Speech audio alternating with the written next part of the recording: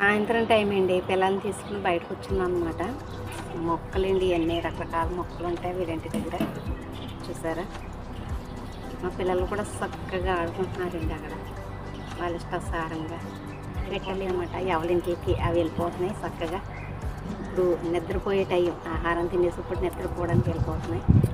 చూడండి ఎంత బాగున్నాయి. మా బుడత వచ్చింది, వడ్డీ తెచ్చేసి పావేస్తుంది. రాళ్ళు తెచ్చేసి వేస్తుందండి ఇది.